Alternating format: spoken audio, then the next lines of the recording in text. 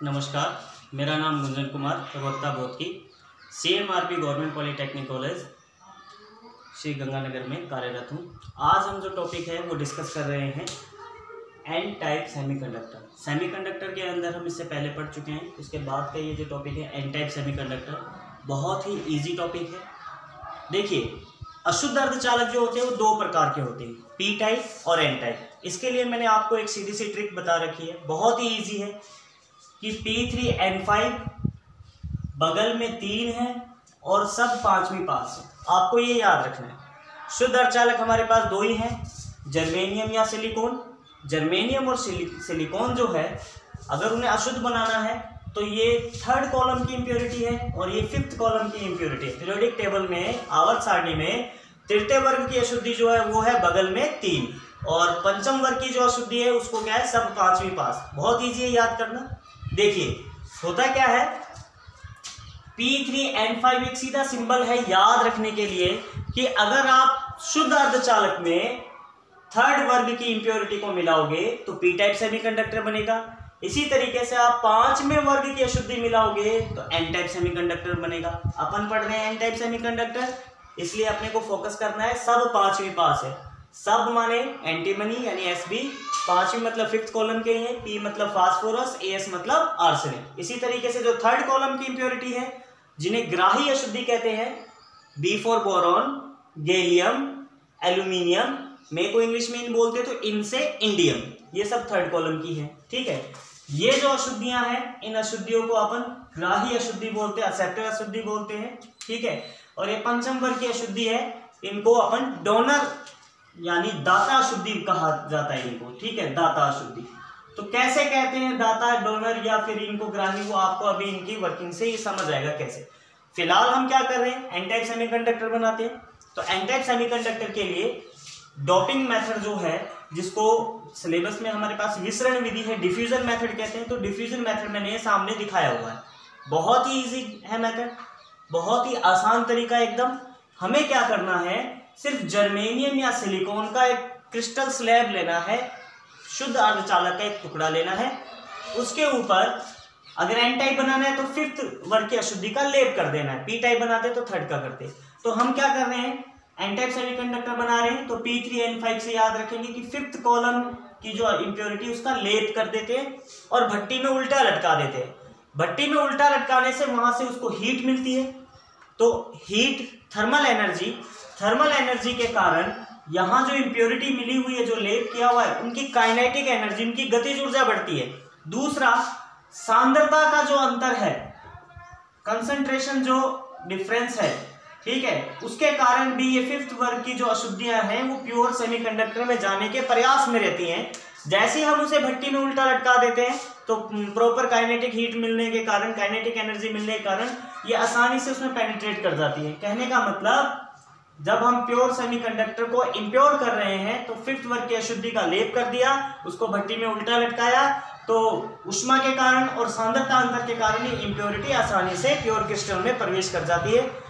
इसकी विशेषता है कि जहां पर लेप होता है वहां पे इंप्योरिटी आइटम्स ज्यादा होते हैं, धीरे धीरे डेप्थ में जाने पे इंप्योरिटी आइटम कम हो जाते हैं। ठीक है, अभी मैंने दिखाया कि यहां तक कोई भी इंप्योरिटी आइटम नहीं पहुंचा, तो ये प्योर जर्मेनियम या SI ही पड़ा हुआ है। अभी तक जो भी आपने टुकड़ा लिया है, मतलब प्योर अर्धचालक ही पड़ा हुआ है।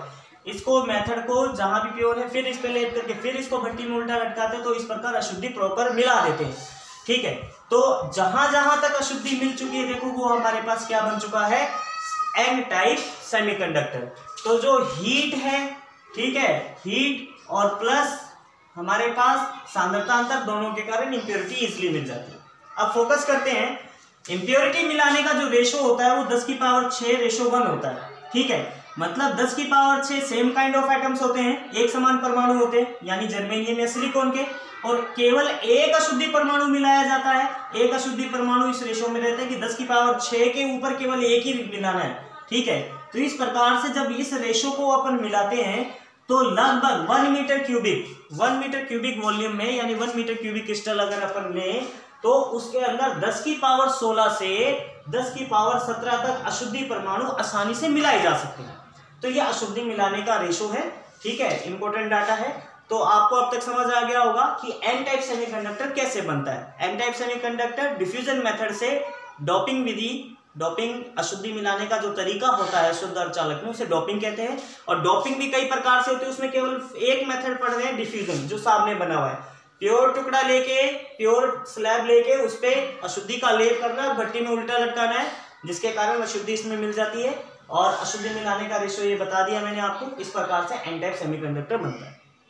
देखिए सामने अभी हमारे पास प्योर जर्मेनियम की एक स्ट्रक्चर मैंने बना रखी है, ठीक है। आप ऐसा ही चाहें तो ऐसा ही सिलिकॉन भी ले सकते हैं। अब होता क्या है कि ये जर्मेनियम की प्योर की स्ट्रक्चर है, जब इसमें इम्प्योरिटी मिलती है तो कोई ना कोई इम्प्योरिटी एटम इसकी जगह पर, जर्मेनियम की जगह पर आएगा। सपोज किया कि यहाँ पर इम्प्योरिटी एटम ये आ गया हमारे पास, फिफ्थ वर्ग की एलिमेंट को मिला रहे हैं, तो फिफ्थ वर्ग की हम कोई सी मिला देते हैं। मान लो मैंने इसमें आर्सेनिक मिला दिया, ठीक है, तो जर्मेनियम को हटाकर आर्सेनिक वहां पर आ गया है, जबरदस्ती हमने मिलाया, वो मिल चुका है, अशुद्धि। अब ये जो आया तो ये आर्सेनिक जो है वो फिफ्थ कॉलम का है। इट मीन्स इसके आउटर मोस्ट सेल में, इस परमाणु में 5 बाह्यतम कक्ष के अंदर 5 इलेक्ट्रॉन होंगे। और जर्मेनियम कौन से वर्ग का है? जर्मेनियम और सिलिकॉन जो है, ठीक है, ये जर्मेनियम और सिलिकॉन +4 वर्ग के हैं। इसका मतलब जर्मेनियम या सिलिकॉन जो होते हैं, इनके आउटर मोस्ट शेल में 4 इलेक्ट्रॉन है, यानी ये 4 इलेक्ट्रॉनों का साझा कर सकते हैं, ठीक है। अब देखो आर्सेनिक के पास 5 है और इन जर्मेनियम के पास क्या है? 4। तो आर्सेनिक जो निकटवर्ती 4 जर्मेनियम परमाणु है, सबको अपना एक एक इलेक्ट्रॉन ऑफर करता है। आर्सेनिक ने अपना 1 इलेक्ट्रॉन दिया, जर्मेनियम ने 1 इलेक्ट्रॉन दिया, इनका साझा हो गया। इस प्रकार से चारों बंद बन जाते हैं। अब फिर भी आर्सेनिक के पास एक फालतू है, तो फालतू अभी भी इसी में पड़ा रहता है, ठीक है। तो ये जो एक्स्ट्रा इलेक्ट्रॉन है, जब इस एटम की, इम्प्योरिटी एटम की जर्मेनियम और इनसे म्यूचुअल रिएक्शन हो रही होती है, ठीक है, तो इन सब के साथ एक कोवलेंट बॉन्ड बना लेता है, तो जो एक इलेक्ट्रॉन बच गया है एटम के अंदर, उस पर शील्डिंग इफेक्ट काम करता है। शील्डिंग इफेक्ट क्या होता है? शील्डिंग इफेक्ट आप ऐसे समझ सकते हैं कि देखिए, अगर अंदर की कक्षाएं पूर्ण रूप से भरी होती है तो जो भी बाहर का इलेक्ट्रॉन होता है उस पर नाभिक का जो आकर्षण है वो कम हो जाता है, आकर्षण बल कम हो जाता है, इसे शील्डिंग इफेक्ट बोलते हैं। यानी इस इलेक्ट्रॉन को आसानी से यहाँ से तोड़ा जा सकता है। तो वही बात है, यहाँ पर जर्मेनियम के चारों एटम से आर्सेनिक अपने 4 इलेक्ट्रॉन देके कोवलेंट बॉन्ड बना लेगा। एक इलेक्ट्रॉन अभी भी फालतू है और उस पे इसके नाभिक का, आर्सेनिक के नाभिक का आकर्षण बल बहुत ही कम हो जाता है। अब ये बहुत कम आकर्षण बल हो जाता है, इट मीन्स इस इलेक्ट्रॉन को तोड़ना आसान है। अब चूंकि सारी घटनाएं लगभग हम रूम टेम्परेचर पे करते हैं, जिसमें कोई एक्स्ट्रा एफर्ट नहीं करना पड़ता, तो रूम टेम्परेचर पे जो काइनेटिक एनर्जी है, जो थर्मल एनर्जी है, जो काइनेटिक एनर्जी के रूप में हमेशा काम करती है, थर्मल एनर्जी का सबसे पहला उपयोग काइनेटिक एनर्जी, गतिज ऊर्जा के रूप में होता है। वाइब्रेशन को इंक्रीज करने में ही खर्च होती है सबसे पहले, ये हमारी जो थर्मल एनर्जी। इट मीन्स यहाँ रूम टेम्परेचर पे इस इलेक्ट्रॉन को तोड़ने के लिए जितनी एनर्जी चाहिए वो रूम टेम्परेचर से अवेलेबल हो जाएगी। तो ये इलेक्ट्रॉन बड़ी ही आसानी से इस आर्सेनिक के आकर्षण बल से दूर हट जाता है, छूट जाता है। अर्थात ये जो फ्री स्पेस दिख रहा है, ये इलेक्ट्रॉन इसमें मूव कर जाएगा, ये इलेक्ट्रॉन यहाँ इस फ्री स्थान में आ जाएगा, वैकेंट स्थान में आ जाएगा। और हमें पता है conductivity due to free electrons होती है। तो देखिए इस तरीके से एक आर्सेनिक ने, एक इम्प्योरिटी एटम ने क्रिस्टल में आते ही 1 इलेक्ट्रॉन दे दिया, इट मीन्स इसने डोनेट कर दिया। इसीलिए जो 5th वर्ग की अशुद्धि है उनको अपन डोनर इम्प्योरिटी कहते हैं, दाता अशुद्धि कहते हैं।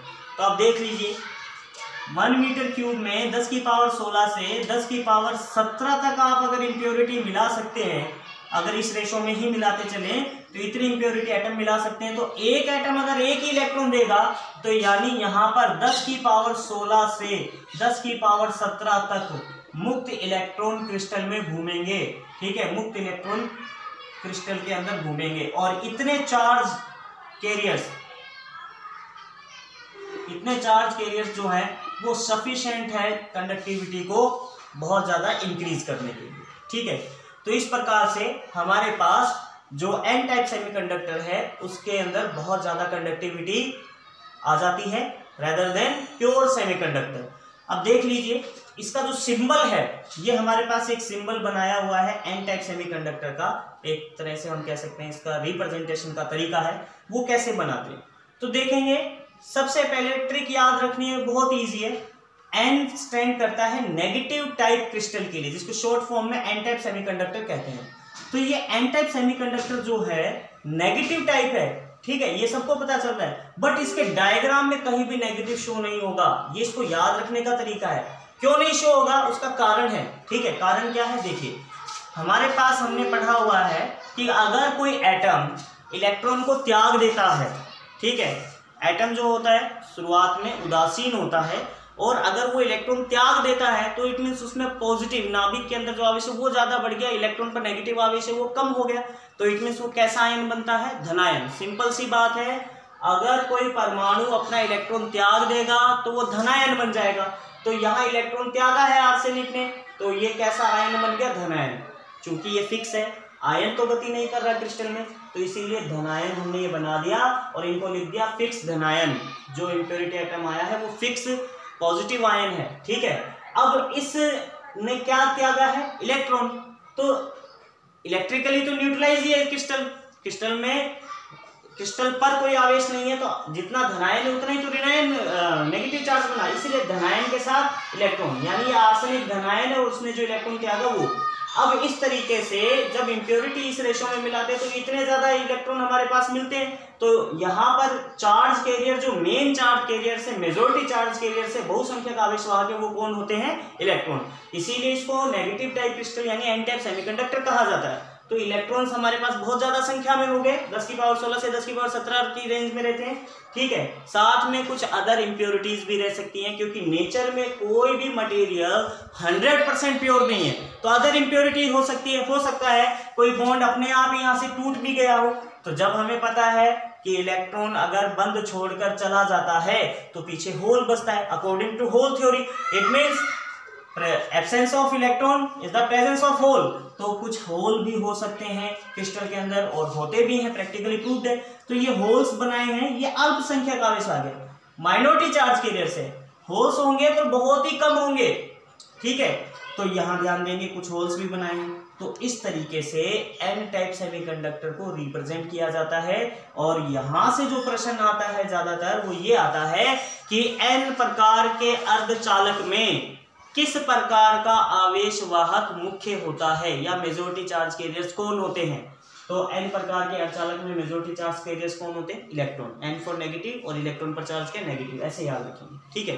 फिर इसके बाद एक और प्रश्न उठता है कि भाई माइनॉरिटी चार्ज कैरियर्स कौन होते हैं, यानी एन प्रकार के अर्धचालक में अल्पसंख्यक आवेश वाहक कौन होते हैं, वो होल्स होते हैं। होल्स पर कैसा आवेश होता है, पॉजिटिव होता है। तो इस तरीके से एन टाइप सेमीकंडक्टर का रिप्रेजेंटेशन ये हो गया। थर्ड जो इसमें पूछा जा सकता है वो है एनर्जी लेवल डायग्राम बनाना, यानी आर्सेनिक मिलाने के बाद जो इसका बैंड डायग्राम बोलते हैं या एनर्जी लेवल डायग्राम बोलते हैं वो क्या होता है, ठीक है।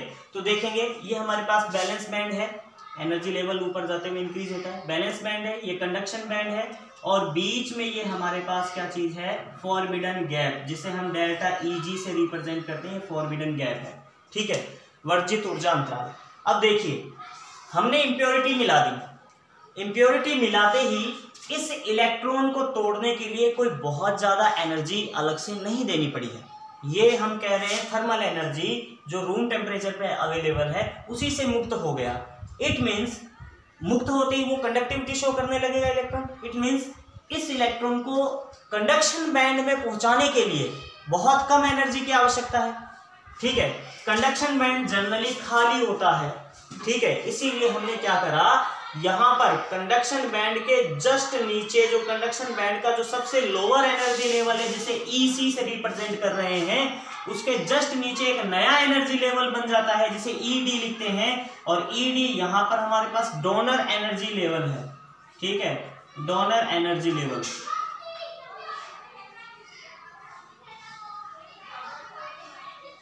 डोनर एनर्जी लेवल हिंदी में दाता ऊर्जा स्तर। तो ये जो नया दाता ऊर्जा स्तर है वो EC के जस्ट नीचे ही बनता है। क्यों? क्योंकि यहाँ पर देखिए EC और ED के बीच का जो एनर्जी डिफरेंस है बहुत कम है। इट मीन्स रूम टेम्परेचर में जो भी एनर्जी मिली उसे तुरंत कहाँ चला गया, वो कंडक्शन बैंड में। और ये जो सेमीकंडक्टर था वो क्या दिखाने लग गया, कंडक्टिविटी। इसीलिए ये जो प्रश्न आएगा या इसका कोई मल्टीपल चॉइस क्वेश्चन पूछा जाता है तो वो ये बोलता है कि एन टाइप सेमीकंडक्टर में कौन सा नया ऊर्जा स्तर बनता है। तो नया ऊर्जा स्तर जो बनता है वो कौन सा बनता है, हमारे पास ईडी बनता है, ठीक है। और एक्चुअल में ईडी जो बना है वो इस फॉरबिडन गैप में बना है। देखो फॉरबिडन गैप जो होता है वो हमारे पास कहां से कहां तक के बीच में होता है, ईसी और ईवी के बीच में होता है, ठीक है, ये फॉरबिडन गैप। अब चूंकि इंप्योरिटी मिलाई उससे एक नया एनर्जी लेवल जो बना है वो इसके बीच में ही बनता है, ठीक है। तो ईडी नया एनर्जी लेवल बना जो कि इजीली इलेक्ट्रॉन को कंडक्शन बैंड में ट्रांसफर कर सकता है। तो बहुत कम एनर्जी की आवश्यकता होती है, इसलिए ईसी के जस्ट नीचे ही बनता है। तो ईडी का स्थान कहाँ होता है, ये प्रश्न पूछा जा सकता है। कौन सा नया ऊर्जा स्तर बनता है, वो ईडी बनता है। तो ये हमारे पास एन टाइप सेमीकंडक्टर के बारे में जो थ्योरी है या जो प्रश्न आने हैं उसके बारे में अपन ने सारी डिस्कशन की है, ठीक है। अगर आपसे पेपर में पूछता है कि एन टाइप सेमीकंडक्टर को समझाइए तो आपको जो थ्योरी समझाइए वही बताना है। एन टाइप सेमीकंडक्टर कैसे बनता है, ठीक है, देख लेंगे। सबसे पहले लिखेंगे प्योर जर्मेनियम सिलिकॉन का एक टुकड़ा लेके उस पर अशुद्धि का लेप किया जाता है, भट्टी में उल्टा लटका देते हैं, तो हीट और सांद्रता अंतर के कारण जो अशुद्धि है वो आसानी से क्रिस्टल में प्रवेश कर जाती है। जहां जहां क्रिस्टल में अशुद्धि पहुंच पाती है वहां वहां वो एन टाइप सेमीकंडक्टर बन जाता है। फिर एन टाइप सेमीकंडक्टर में कंडक्टिविटी आती कैसे उसके बारे में बताना है। तो कंडक्टिविटी शो करने के लिए आप उसका एटॉमिक लेवल डायग्राम बनाएंगे। ये एटॉमिक लेवल डायग्राम बना हुआ है।